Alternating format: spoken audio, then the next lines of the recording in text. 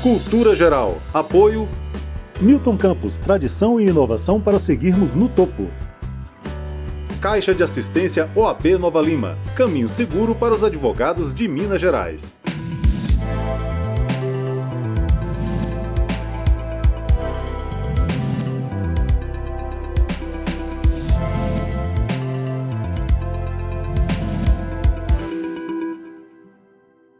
Olá, sejam todos muito bem-vindos ao Cultura Geral. É sempre um prazer fazer o Cultura Geral aqui na TV Banqueta e na Rádio Cultura de Curitiba.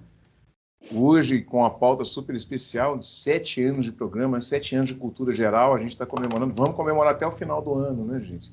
7 anos construindo o pensamento crítico, tentando trazer para a sociedade brasileira um pensamento genuíno, trazendo pessoas de todos os campos do saberes, né?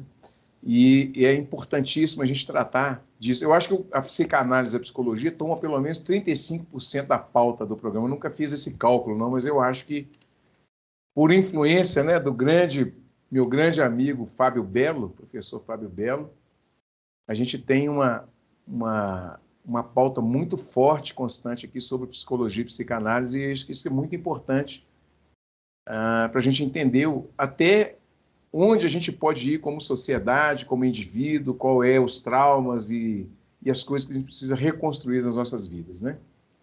Bom, hoje a pauta é, como não poderia deixar de ser, relacionamentos tóxicos, esse processo de alteridade que a gente vive, né, que é aquilo que vem do outro, nossas construções, o recalque, as faltas, tudo isso que constrói a relação com o outro, né? A gente precisa entender e pensar nisso também, porque o homem é um ser gregário, ele vive em sociedade, ele tem essa natureza, e a psicologia, a psicanálise, principalmente a psicanálise, trata muito bem disso e tenta nos trazer para uma realidade fática mais próximo da realidade construtiva, que a gente precisa desconstruir e reconstruir entre nós mesmos.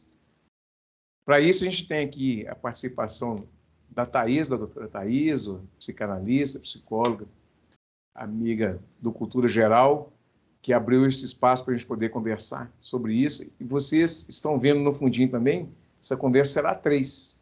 Eu, a Thaís e o Freud, que está ali no fundo, né? Um pouquinho para cima tem o Lacan também, está dando para vocês verem, mas essa companhia é muito pujante nesse momento e muito essencial.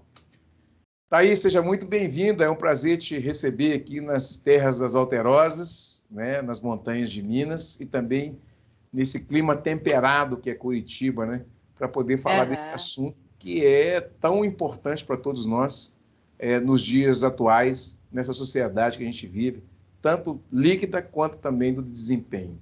Seja muito bem-vinda mais uma vez. Obrigada, que prazer o meu de estar aqui. Vamos começar esse bate-papo, que eu acho que é fundamental, para a gente entender um pouco dessa construção.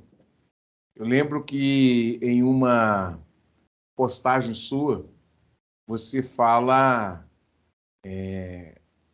do que está escondido atrás das pequenas coisas.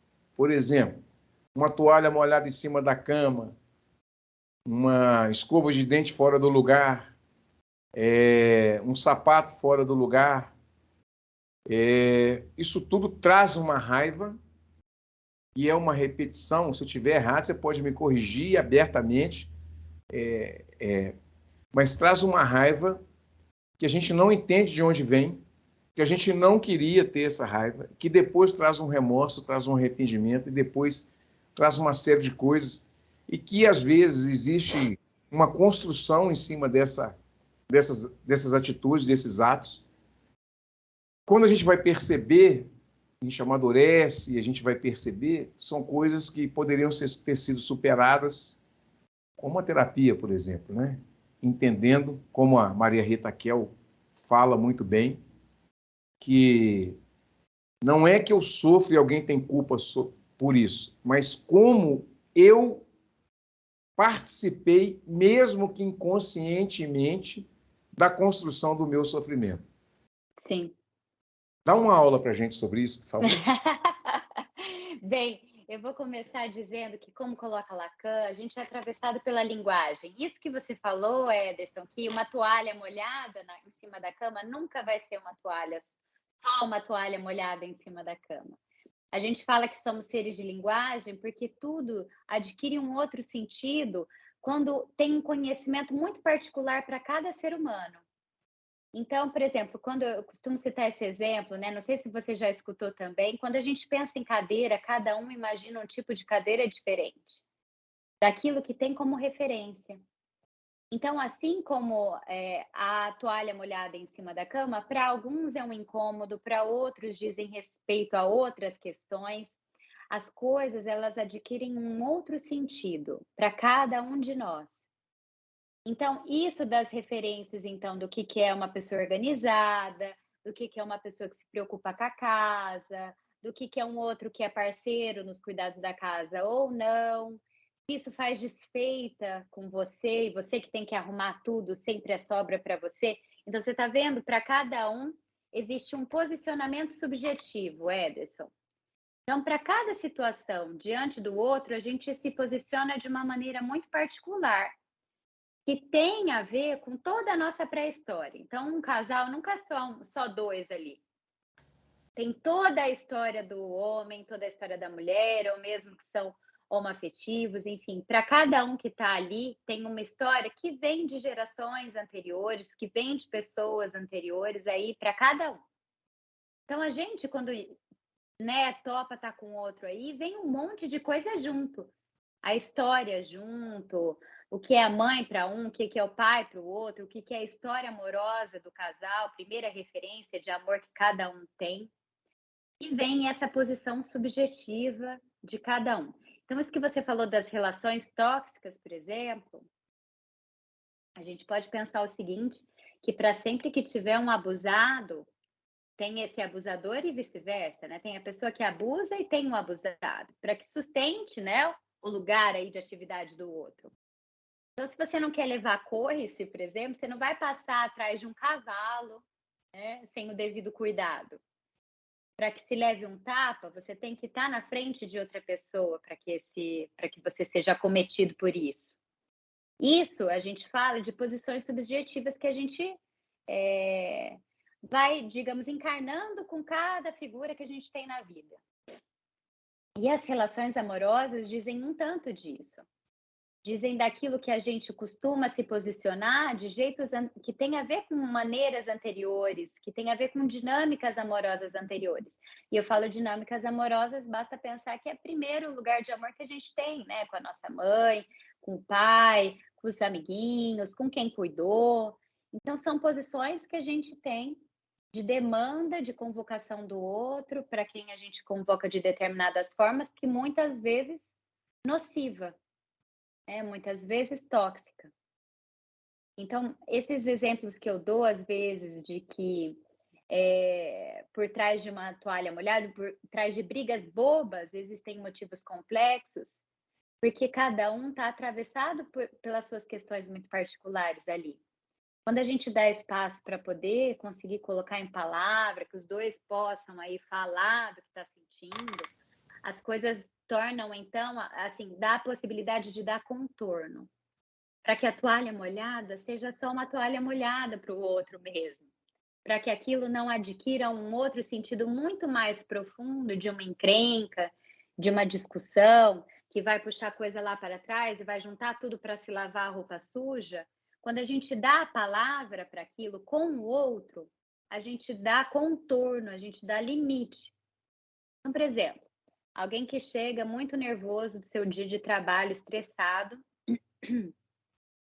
desculpa, chega em casa e desconta lá no outro. Ah, você sempre chega assim mal-humorado do trabalho. Ah, você também não me entende nunca, eu nunca posso falar do meu trabalho aqui. E começa, né, uma cutucação e toma a direção de uma briga, por exemplo.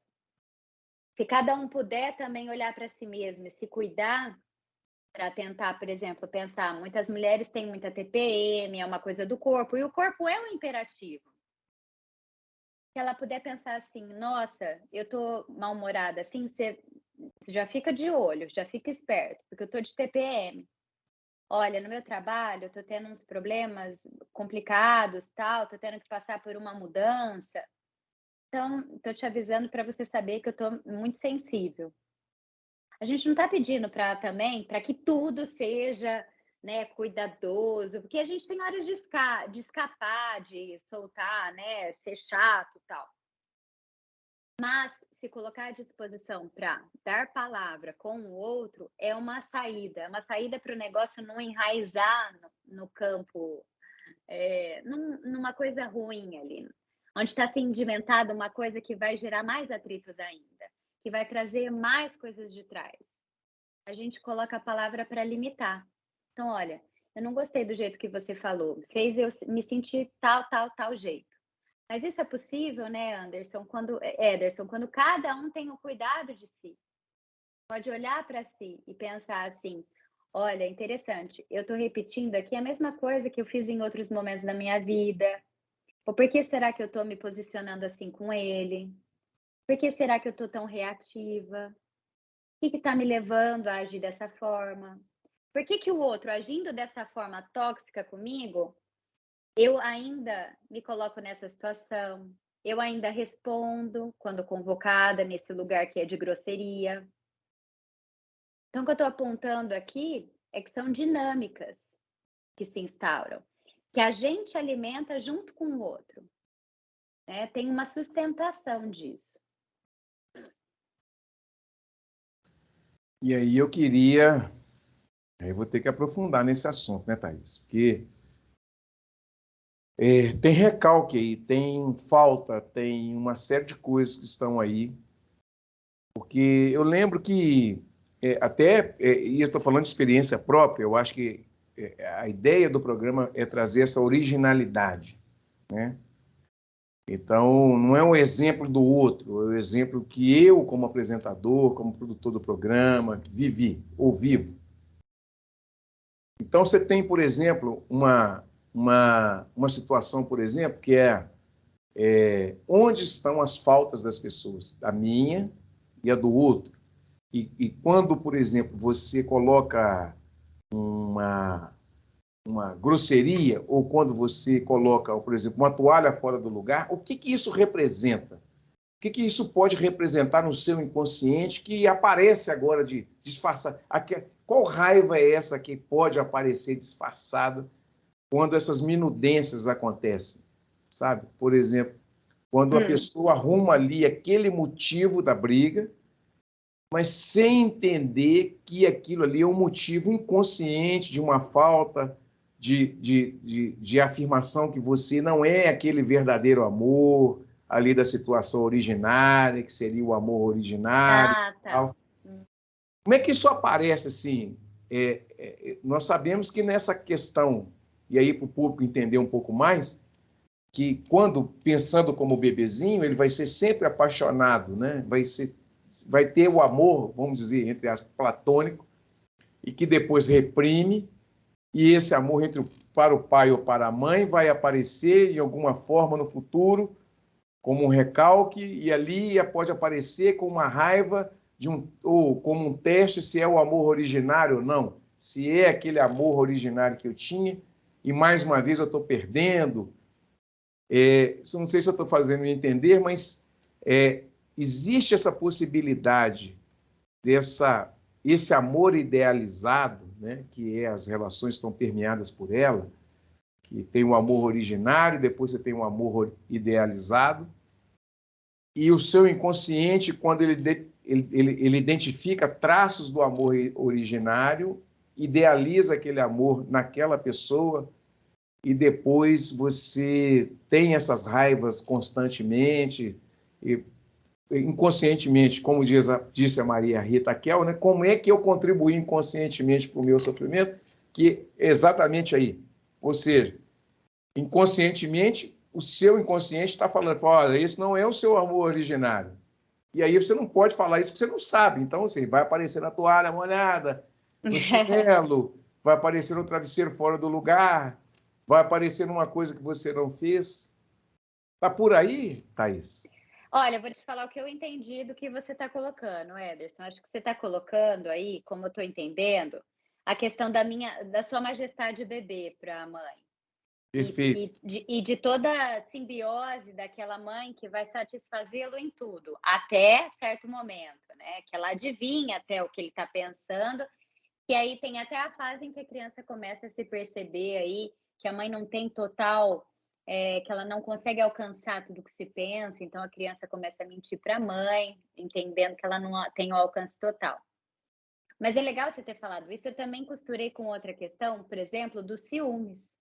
Você está me falando daquele amor, né, originário, daquele primeiro amor que vai satisfazer e todos nós nascemos vulneráveis ao outro, né, entregue o nosso corpo para um outro, tem essa disposição e que tem uma costura muito legal para se fazer mesmo com as dinâmicas amorosas. Para certos casos, por exemplo, que em determinadas situações de uma relação, por exemplo, com a mãe, com uma mãe muito complicada, que não pôde estar ali presente, ou que a criança sofreu um certo de desamparo, como que eu vou me entregar totalmente para um outro se nesse momento inicial eu não tive, né, o acolhimento, se eu fui, ignorado, se eu não fui bem cuidado. Então a gente pode pensar, você está me escutando, Ederson? Tô ouvindo. Então, assim, Ah, eu tá. ouvo. Meu fone tá estranho aqui, qualquer coisa você me fala. Não, tudo bem. Então, como não tem esse momento que a pessoa começa a pensar: "Será que vale a pena eu me entregar e depois onde eu vou ficar, no olhar do outro, desamparado?". E também tem um momento em que, para a mãe, quando se é todo o objeto de cuidado, de zelo, dessa simbiose, de repente essa criança, então, é como se fosse engolida pela mãe também, Ederson. Então, o primeiro momento aí da criança de identidade vai ser ela de falar um não para a mãe. Então, começar toda aquela fase. Primeiro aprende o não para depois falar sim. Porque é para falar da sua identidade, para falar dessa alteridade com o outro. E tem um ponto aí. Deixa eu só colocar meu fone aqui, que eu acho que acabou a bateria dele. Tem um ponto aí bem interessante que você está me falando também, que eu costurei com isso, que é o fato da gente não conseguir ser todo para o outro. Então, os ciúmes, esse amor idealizado, ele acaba atrapalhando no sentido da realidade desse encontro, né, real que se tem com o outro. Esse amor idealizado em que o outro está pensando do jeito que você pensa. Para o Lacan, a gente fala que não há relação sexual nesse ponto. Quando ele fala isso, ele está querendo dizer que não é possível que esse engate seja estável, seja eterno. Não há como se misturar com o outro. Sempre tem um ponto de diferença aí. Sempre tem essa frustração, esse desencontro. Basta a linguagem, né? Os equívocos de linguagem, que a gente quer dizer alguma coisa, o outro entende outra. Ou que para a gente essa toalha molhada na cama possa significar um descuido com o fato de você já estar cansada e ainda ter que cuidar disso e o outro não se preocupar com esse cuidado.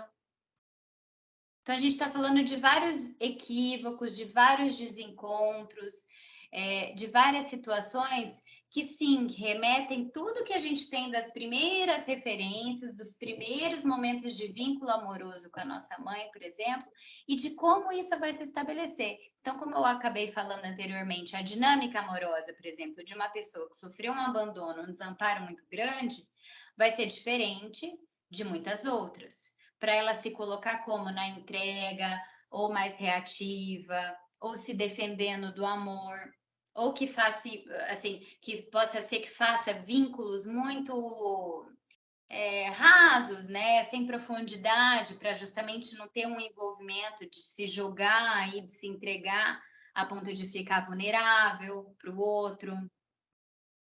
Então, isso tudo são posições subjetivas que cada um vai encarnar diante de toda a sua pré-história, diante de tudo que é muito íntimo e particular, com o encontro com o outro e seu universo também íntimo. Agora, isso que você falou das faltas, eu fiquei aqui pensando, Ederson, em que contexto mais, né? Porque a gente sempre vai ter essa falta falta do todo, do entendimento com o outro. Isso que eu te falei também, como somos atravessados pela linguagem. O outro não tem essa compatibilidade total. Então, em várias brigas acontece o seguinte, por exemplo: ah, mas eu não quis dizer isso, o outro entendeu aquilo.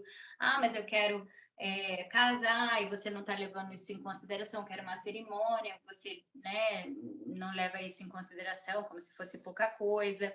Um entende uma coisa, o outro entende outra, então tem uma incompatibilidade.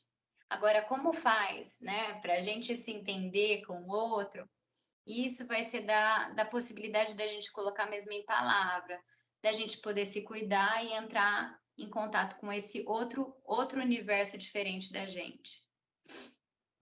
O Dunker fala aqui no programa sobre essa pouca capacidade do diálogo que a gente está vivendo. Essa dificuldade da palavra, essa dificuldade do falar, e ele até faz um elogio ao programa que eu me senti lisonjeado e honrado, quando ele fala assim, espaços como esse, que é um espaço da palavra, neste momento é um momento muito crucial, muito forte, né? Ele diz uma frase muito interessante, professor, olha, este programa talvez não seja um programa para a atualidade. A gente está discutindo o problema dentro do problema. Ele seja um programa para daqui 10 anos. Porque a gente está discutindo, exatamente porque a gente está discutindo o problema dentro do problema. Mas o que a gente está vivendo é uma limitação da palavra. E aí, é um raciocínio que eu fiz. E aí, eu trago essa conversa também. Dentro dessa limitação da palavra, dessa individualização, desse contexto volátil que a gente está vivendo das relações, a solução, não sei se é solução o nome certo, mas talvez essa introspecção que as pessoas têm procurado com relação à convivência com o outro seria a solução mais viável. Primeiro, eu falo que terapia, né, é uma solução maravilhosa, mas quantos por cento da população brasileira tem acesso à terapia, né? Então nós temos, por exemplo, vários campos de violências psicológicas, violências físicas acontecendo porque não tem espaço para a palavra. E as relações estão permeadas por isso também, porque quem tem espaço para a palavra, quem tem esse campo abstrato, esse capital cultural, também não está exercendo esse capital cultural, esse capital simbólico, né? Que é o espaço da palavra.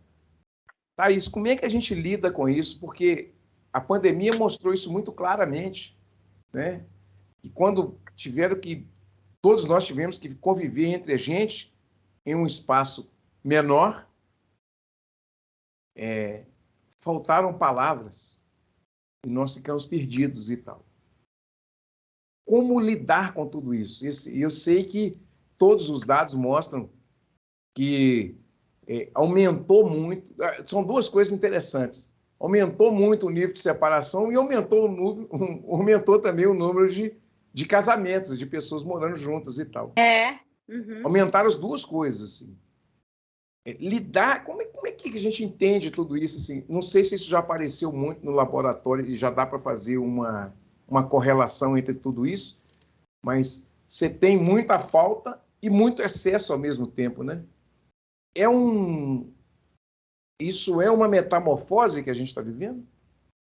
Ai, olha, bem, do que a gente está lendo aí e vendo, com tanta informação, com tanta coisa que dá para ser melhor, que para você se tornar alguém, então, com mais saberes, você compra curso de tal coisa, curso de outra coisa. O tempo que a gente tem de ócio ficou, né? Esses dias eu postei aqui no Instagram também uma fala do Benjamin Walter, do Walter Benjamin, acho que é, né? Sobre a questão da gente dar espaço para o ócio, que é onde se produz, onde a gente faz toda a união das coisas para a gente produzir algo diante daqueles saberes que a gente escutou, daquilo que a gente pode introjetar e formar um saber a respeito. Com tanta coisa que é ofertada, fica difícil para cada um saber perder algo. são espaços que a gente preenche, espaço de tempo, espaço de união com o outro, espaço de demanda sobre o outro e demanda sobre si mesmo. Então, existe um movimento agora de tanto conhecimento que a gente pode absorver, Instagram, todo mundo tem o que dizer sobre algo, tantas informações, tantos conteúdos, que está difícil desse espaço vazio se dispor para a gente construir alguma coisa com autonomia e autenticidade, digamos assim. Eu acho que isso que você está falando também, do momento, com a pandemia, eu atendo casais, né? E um ponto difícil, assim, é de colocar que tá difícil para que alguém possa perder algo, sabe? Para que possa haver perdas nesse jogo. Então, ninguém quer perder, né? Como que fica isso? Assim, dá para a gente se dispor a perder algo para ganhar algo junto, fazer um acordo para que entre casal a gente, bem, eu abdico disso, eu abdico daquilo, e nisso a gente pode se complementar, e nisso a gente pode topar alguma coisa de uma construção juntos. Porque eu acho que isso está bastante difícil, pelo que eu escuto, assim. Enfim, inclusive tem uma autora que ele fala, acho que ele escreveu também Sociedade do Cansaço dele, fala bastante sobre isso. É o Byung-Chul Han. É. E ele trata bastante disso, né? Do que ultimamente está sendo tão preenchido, fica tudo tem como ser completo, informações, atividades, eduque seu filho assim, faça assim no seu casamento, o segredo para isso é aquilo, que a gente pouco dá de disponibilidade para si mesmo uma construção autêntica. O outro se apaixonou pela gente e construiu uma relação de amor com a gente justamente pelo aquilo que a gente não tem controle. Justamente por um pontinho dele, uma falta dele também, e algo que existe em nós, que às vezes a gente nunca vai saber, que deu match ali, que se encaixou.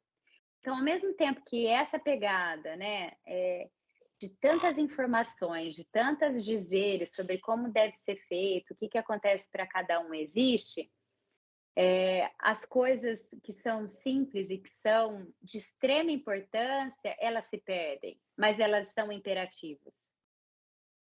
Eu falo que são imperativos porque, assim, o corpo mesmo é um imperativo.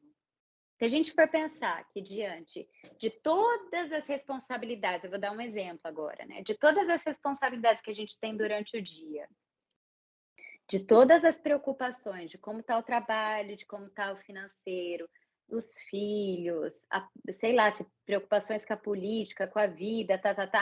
Se a gente for ver a hora que a gente consegue se desligar, por exemplo, para uma hora que a gente está transando com o outro, para uma hora de sexo, a gente consegue ter a capacidade de se entregar a isso do imperativo do corpo, que é deixado para trás. Que assim, o que é o corpo? A gente acorda, vou na academia às 6 horas da manhã, porque eu tenho que trabalhar, não consigo depois eu tenho que almoçar, eu vou almoçar correndo, aí eu vou trabalhar depois, aí eu tenho um jantar com não sei quem, vou fazer não sei o que lá. O imperativo do corpo, não, você não vai coisa nenhuma, você pegou uma virose, você pegou um Covid. E para o lado, não sei se deu para entender, mas para o lado revés disso, Ederson, existe o fato de uma entrega para se encontrar com o outro, por exemplo, do vínculo dos corpos que se unem, para a atenção que a gente dirige para o nosso filho, que não precisa ler um livro para saber fazer isso. São coisas muito pequenas e de um imperativo que a gente deixa desvalorizado, sabe? Que é isso que traz autonomia, que isso que traz potencialidade, para isso que traz o diferencial com o outro. Então, eu acho que hoje em dia, na atualidade, essa é uma coisa que a gente tem que tomar muito cuidado, né? Que isso vai ficando apagado. Os recursos para a gente lidar com o sofrimento vai ficando apagado, porque existem remédios mais eficazes, antidepressivos e, enfim, ansiolíticos e o que seja, para a gente realmente poder cobrir tudo isso e lidar de uma outra forma, que retira a nossa capacidade, os nossos recursos, as ferramentas que estão ao nosso alcance. Muito bem. Então, nós vamos fazer o primeiro intervalo aqui na TV Banquete, na Rádio Cultura de Curitiba. E nós vamos voltar no segundo bloco falando um pouquinho de biopoder, que eu acho que tem tudo a ver com isso que a gente está falando. E a gente vai fazer essa interlocução, como eu faço sempre aqui, desse controle dos corpos, né? Como que a gente sofre e como que a gente tem esse controle dos nossos corpos sem perceber, né, esse momento de ócio. E a gente não aceita o ócio. Isso tem a ver muito com o biopoder de Michel Foucault e tem a ver com essa sociedade do cansaço que a gente está vivendo. E, obviamente, que isso realmente é um projeto, é uma ideia, e a gente precisa ficar atento a essas coisas, né? Um minutinho só, não saia daí. Nós estaremos de volta aqui na TV Banqueta e na Rádio Cultura de Curitiba, conversando com essa pessoa super maravilhosa, que é a Thaís, está direto de São Paulo, deve estar friozinho igual aqui em Minas, né? E a gente volta daqui a pouquinho tratando desse assunto que é tão importante. Para quem não entende o que são relações tóxicas, tudo está envolvido para que as relações sejam tóxicas. Se liga nisso. Um minutinho só, nós estaremos de volta aqui na TV Banqueta e na Rádio Cultura de Curitiba.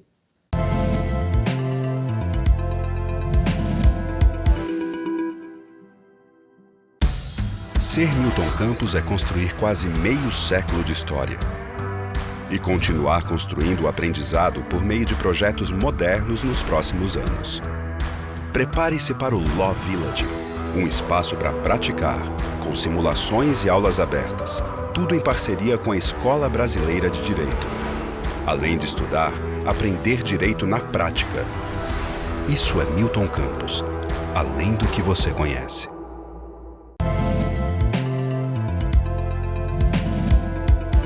Bom, de volta com Cultura Geral aqui na TV Banqueta e na Rádio Cultura de Curitiba. A gente está conversando com a Thaís, psicanalista, e também com o Freud, que está ali no fundo, né? Vocês estão percebendo que nós estamos fazendo um programa 3, né? Desta vez. Para cima um pouquinho, gente, eu falei no início, vai ter o Lacan também. Vou mostrar aqui. Mostra o Lacan. Aí ele lá em cima, tá vendo? Isso. Bom, voltando com nós três aqui nessa conversa, eu, a Thaís e o Freud, e o Lacan observando a gente de cima, né, com a visão mais holística. Eu queria tratar agora do biopoder, que quem nos traz essa leitura mais moderna é o Michel Foucault. E a gente vai falar um pouquinho, queria que você falasse um pouquinho, Thaís, nesse conceito, porque o Foucault lança essa teoria psicanalítica falando, por exemplo, do controle dos corpos através do Estado, controla os nossos corpos, né? Que era a hora que você vai acordar, o que você vai fazer, como é que você vai produzir, o que você tem que estudar, quantas horas por dia você tem que trabalhar, se você tem que ser útil ou não, tecnologicamente você tem que ter uma função na sociedade, etc. E por aí vai. Hoje nós temos um desafio maior, que não é só o controle dos corpos, mas o controle essencialmente da subjetividade através daquilo que nós pensamos. Então, quando nós temos hoje um smartphone que trabalha também através dos nossos desejos, haja vista que a barra de rolagem que a gente usa, né? Deixa eu virar aqui o telefone, a gente vai usando a barra de rolagem dos nossos telefones e passando aquilo que a gente quer ver, foi muito fundamentada naquelas maquininhas de... Você aperta, esqueci o nome. Você aperta a alavanquinha e você vai descendo aquelas caça-níquel, maquininhas de caça-níquel. Legal. A barra de rolagem foi criada nesse sentido, com o mesmo sentido. Então, você para, tem recompensa, depois você continua fazendo de novo, aí para de novo, tem uma recompensa. E daquilo que você quer ver, você para. Aí você não quer ver, você Continua. E aí você tem um controle da subjetividade muito grande nesse sentido. Então nós temos um desafio muito grande que é o controle dos corpos que era feito pelos estados, também pelas corporações, mas não era tão forte como é agora. Era mais pelo Estado. Mas agora pelas corporações que valem mais que o Estado. A Google, Facebook, o Instagram e tantas outras coisas. Sim. Se Michel Foucault tivesse vivo hoje, eu acho que ele falaria assim, bom, a gente está vivendo um controle da subjetividade ao extremo, né? Misturado com George Orwell, que é o grande irmão, Big Brother, que é aquilo que te vigia o tempo todo. Então aí você tem a era do capitalismo de vigilância, que é você monitorado o tempo todo pelos algoritmos, que ali aparece também aquilo que você quer, aquilo que você curtiu ou clicou, aparece para você, mexendo com seus desejos e tal, e aí uma série de outras coisas vai virando consumo, e esse consumo também vai substituindo as faltas e vai substituindo outras coisas. Psicologicamente, a gente tem essas dificuldades e a gente tem essas patologias que vão sendo criadas ao longo do tempo.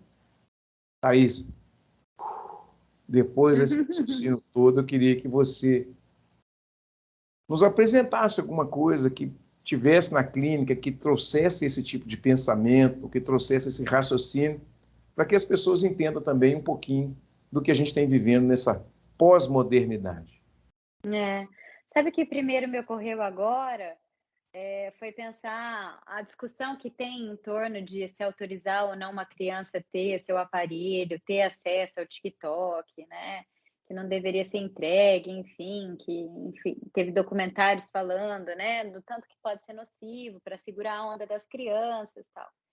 Se a gente for pensar que uma criança tem, se pensarmos que o adulto assistindo, né, a própria questão da pornografia, vendo a mulher que divulga um programa de Fique Magra, num programa de 15 dias, e um adulto, com os recursos que tem, se deixa, né, capturar por uma mentira, por idealizações assim desse tipo, você imagina então uma criança, né? Como que fica para uma criança mais vulnerável, com menos recursos, entrar em contato com isso. Então, os adultos muitas vezes têm posições idealizadas do que é estar bem na sua relação amorosa, do que é a questão sexual, como está vivendo isso, do desempenho no trabalho, de conseguir ir numa academia, correr 10 quilômetros, não sei o que, fazer um triatlo. Então, assim, hoje a gente tem muitos estímulos trazendo isso de que você pode fazer, como você ainda não faz, para você se sentir aquém com relação a isso. Então tem todo algo apelativo que traz, né, essa discussão. Eu já escutei, por exemplo, no consultório, falas do tipo, né, diante de um cara super bem-sucedido que falou assim: "Olha, eu sempre fui muito bem na escola, eu nunca tirei notas ruins, mas agora eu vejo que como gestor eu estou tendo dificuldade no relacionamento, né, como que eu estou fazendo com a minha equipe, que eu podia me colocar diferente". E olha, para onde que foi essa conversa? Em artes ele nunca foi bem, em educação física ele nunca foi bem, mas naquilo que tinha de demanda do que é socialmente compartilhado de ser o melhor, ele foi muito bem. E ele sempre se exigiu bastante.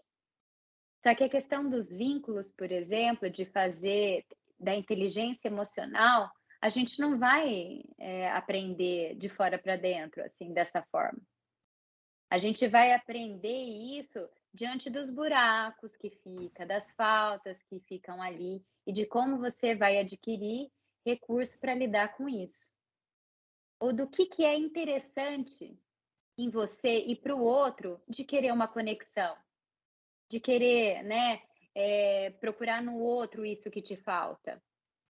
Se você já está preenchido de tanta coisa, o que você vai buscar, né? Que falta que você vai ter para ir de encontro com o outro? Então, são coisas que a gente vê o desenvolvimento disso fica empobrecido demais. Que a criança possa perder tempo, que o adulto possa perder tempo para ver uma obra de arte, para tentar construir algo que tem a ver com o subjetivo, com o simbólico, isso muitas vezes não é apreciado, nem levado em consideração perto de tanta coisa. Tempo é dinheiro e mais todos os apelativos que a gente tem diante da gente. Então, eu vou estudar e aí no tempo que eu tiver fazendo tal coisa, eu já vou agilizar outra coisa. Então é uma avalanche de atividades que a gente, se deixa também ser invadido, né. A gente permite também que a gente esteja num lugar de ser consumido nisso, não só de consumir. E para isso é preciso, como se a gente então se retirasse, recuasse, e para fazer isso precisa de um reconhecimento da sua própria importância, daquele tempo vazio que a gente fica pensando: "Nossa, eu estou aqui sem fazer nada, eu poderia estar fazendo não sei o quê, não sei o quê, não sei o quê, não sei o quê". É um espaço que a gente poderia estar reconhecendo que eu vou eu vou me permitir esse buraco aqui no meio da minha agenda, para não fazer nada, para ler um romance, não preciso ler só livros aí de conteúdo teórico, por exemplo. Porque a gente não leva em consideração que é nessa hora que poderá, assim, existir a construção de algo muito particular, subjetivo teu, que trabalha então as questões de autonomia, a questão da sua própria potencialidade, diferenciação com o outro, que a partir disso a gente tem reconhecimento de uma coisa que é interessante em si mesmo para ser interessante para o outro. E não uma busca frenética por completar, por preencher, porque assim a gente também nunca se satisfaz. Desejo é movimento e desejo é justamente não ter algo pelo qual a gente se impulsiona e a gente fica instigado a conquistar. Mas também é no lugar, né, de ócio que a gente pode construir alguma coisa, que a gente pode se descobrir numa potência. Então hoje em dia isso está muito difícil, né. E eu vejo que nas relações a gente pode pensar também que não é mais questão de que não tá bom assim, e a gente pode pensar em melhorar. Que eu escuto também assim: "Será que tá bom o suficiente? Será que eu não poderia ser mais feliz com outra pessoa?".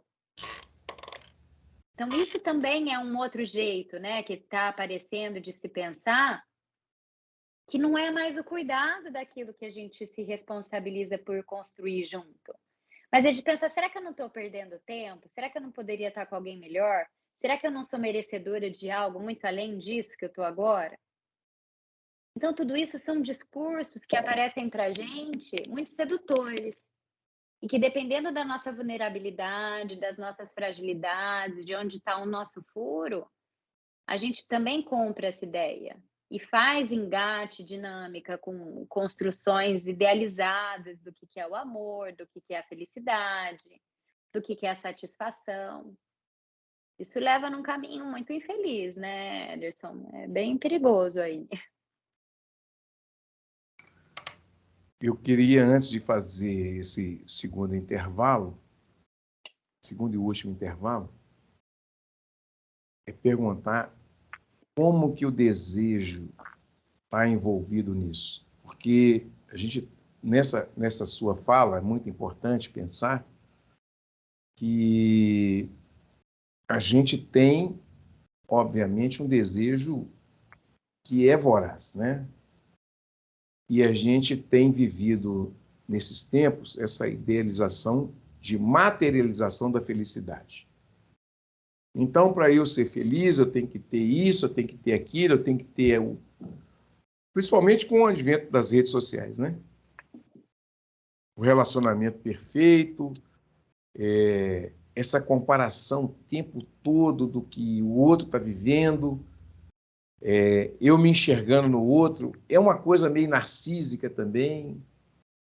Como é que a gente pensa isso assim, com relação ao desejo e com relação às relações humanas que não está sabendo lidar com a deficiência do outro, né?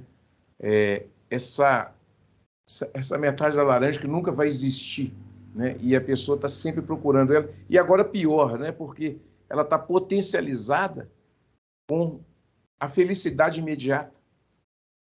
Então, se eu não fizer isso agora, eu não vou ser feliz. E se eu não tiver isso ou aquilo outro que é material, eu não vou construir a minha felicidade. Felicidade é o estado de espírito, felicidade é entender aquele ponto que você está. Obviamente que ninguém vive de brisa, mas essa visão deturpada da felicidade, que é o mundo capitalista que traz, obviamente, que trabalha o desejo de cada um, né? Traz esse sofrimento contumaz, esse sofrimento contínuo, né? Que a pessoa está insatisfeita o tempo todo. Como é que a gente pensa isso, doutor? Então, porque aí tem um ponto de diferença, né, da vontade com o desejo. O desejo vai um pouco mais profundo na questão daquilo que eu apresentei no primeiro momento sobre a posição subjetiva, sabe, Ederson? Daquilo que engata em lugares muito particulares, muitas vezes desconhecidos e enigmáticos de cada um. Para como a gente se coloca com o outro, né, que engate que a gente faz, que dinâmica a gente alimenta. Isso também tem a ver com desejo.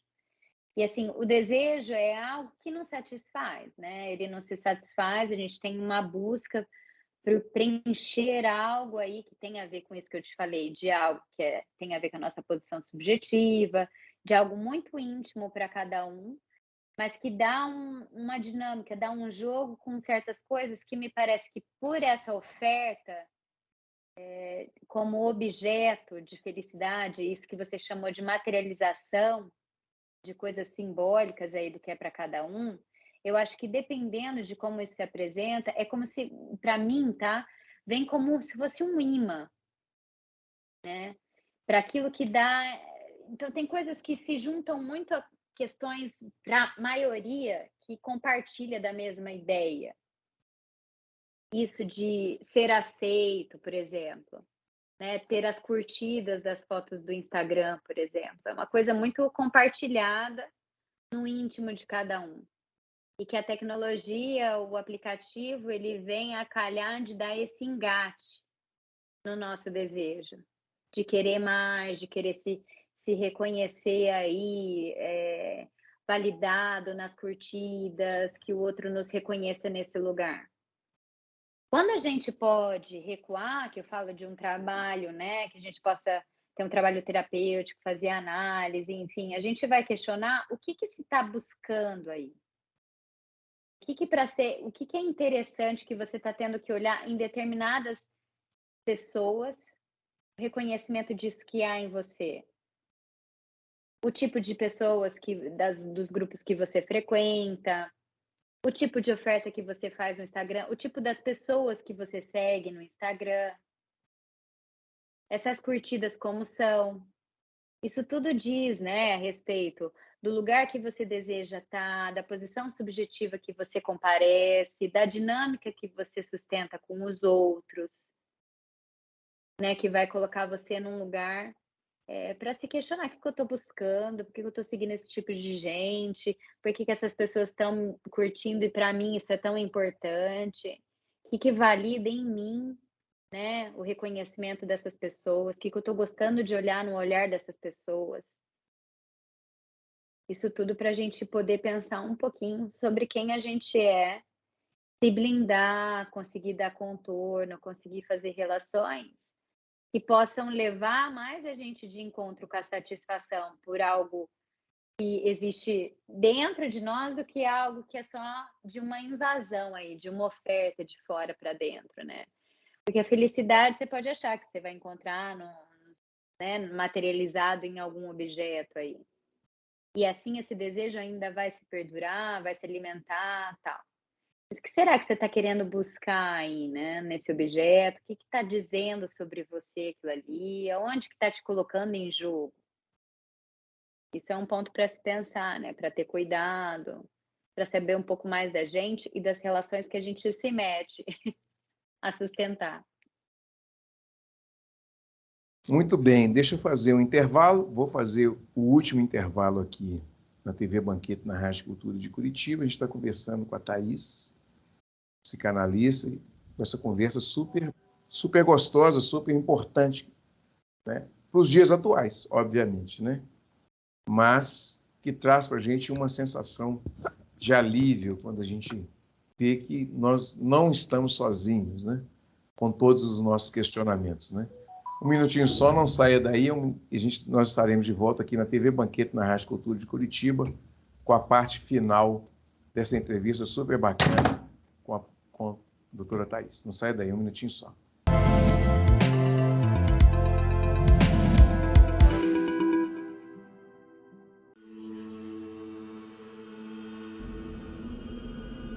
Do que é construída a Milton Campos?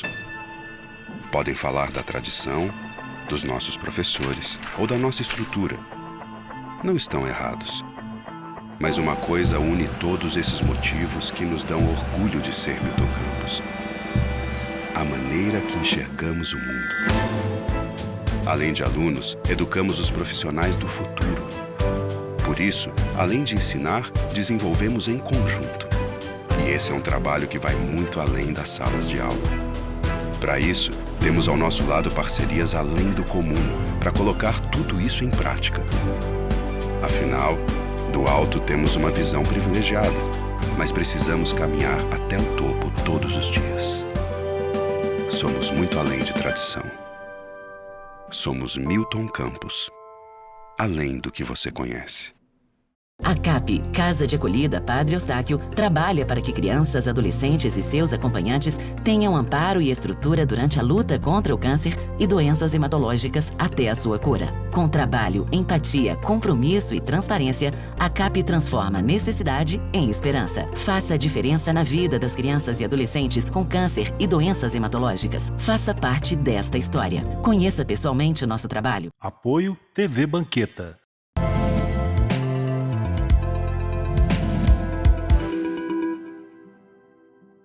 Bom, de volta com Cultura Geral aqui na TV Banqueta e na Rádio Cultura de Curitiba. A gente está voltando com essa parte final do programa, aqui na TV Banqueta e na rádio. Thaís, eu queria te fazer a última pergunta, que é a importância do ócio para a gente construir as nossas subjetividades também. Aquele momento, né? Por exemplo, sábado, não tem nada para... não tem que trabalhar, não tem que fazer nada, né? Tem a casa para arrumar, tem um artigo para escrever, tem alguma coisa para fazer. Nada. Desprende de tudo, então estou cansado, vou ficar deitado aqui, vou ficar curtindo o meu tempinho. Qual a importância de você deixar o seu corpo falando? Fica deitado, quietinho. Não se preocupa com isso, não. Nós vamos resolver isso mais tarde um pouquinho. O ócio talvez é a ferramenta mais criativa que nós temos como seres humanos. Tá bem difícil de ser acessada, né? Tá difícil. Se a gente pensar no Winnicott falando sobre espaço potencial aí, né? E justamente diante da falta da mãe, a construção a disponibilidade de um espaço que possa ser a construção de algo para mostrar a potencialidade. Isso é super importante, né? Eu lembrei agora também da questão do Freud, né? Do Fordá com o seu neto, entre aquele jogo que vai o carretel e volta, né? Desse espaço mesmo de vazio que fica para notar-se algo, para construir-se algo, mas que é preciso uma entrega de um não saber, de um primeiro momento de vazio, né? De ócio, é uma disponibilidade. E hoje a disponibilidade aparece como perda de tempo, né? Inclusive, se a gente for pensar nos casais,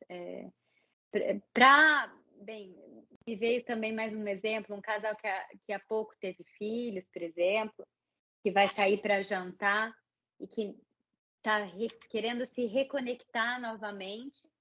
Nesse espaço em que a conversa já não acontece mais da mesma forma de antes, quando ainda não tinham filhos, como que fica a construção desse novo espaço de encontro entre eles? Então, acho que tem até uma charge do Tucci, né, um argentino, que ele tem uma charge que fala assim, agora a gente já pode pegar os telefones, que eles já fizeram a parte deles de estar ali no restaurante, a gente já pode mexer no celular um pouco, porque o celular está bem nesse lugar, né?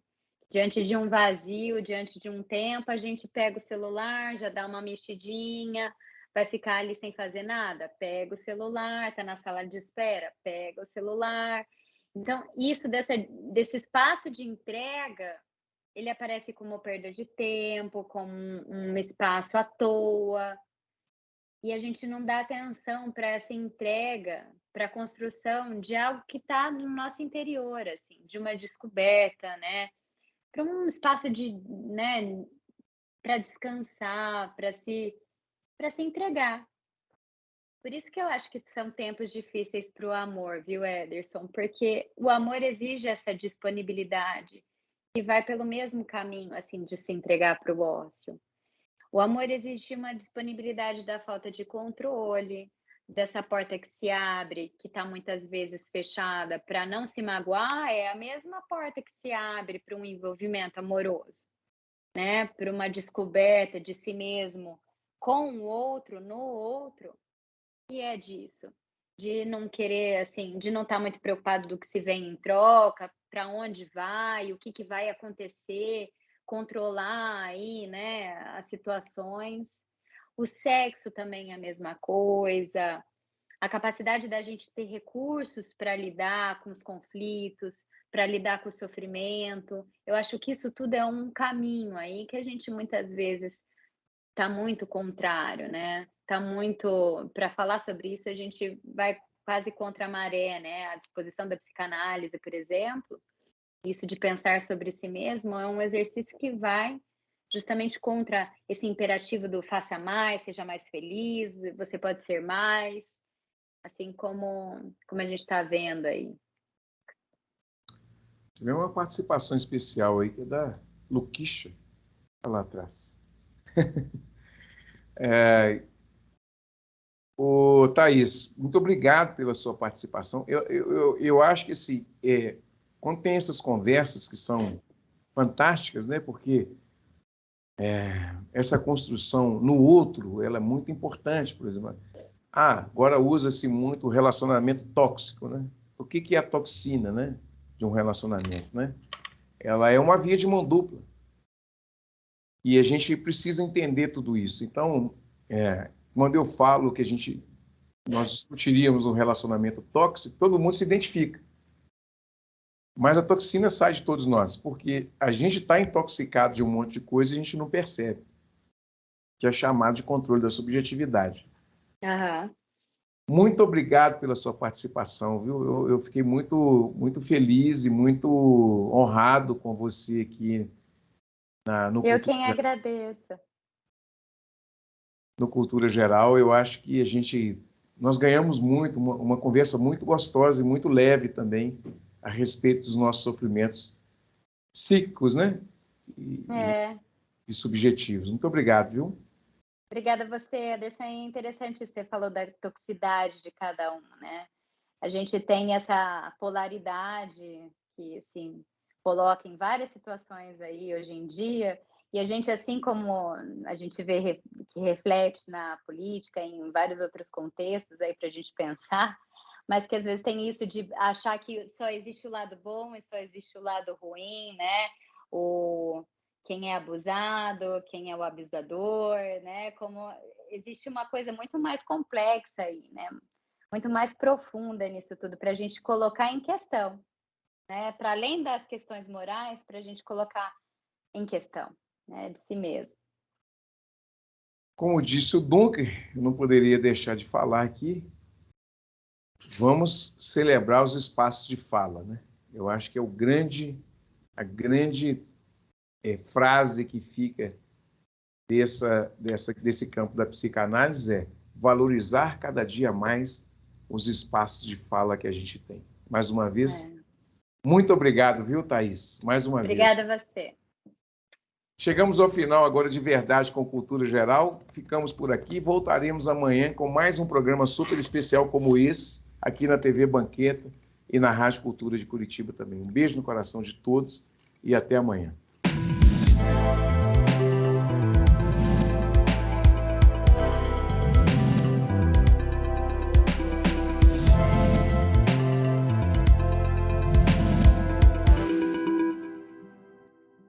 Cultura Geral. Apoio Milton Campos, tradição e inovação para seguirmos no topo. Caixa de Assistência OAB Nova Lima. Caminho seguro para os advogados de Minas Gerais.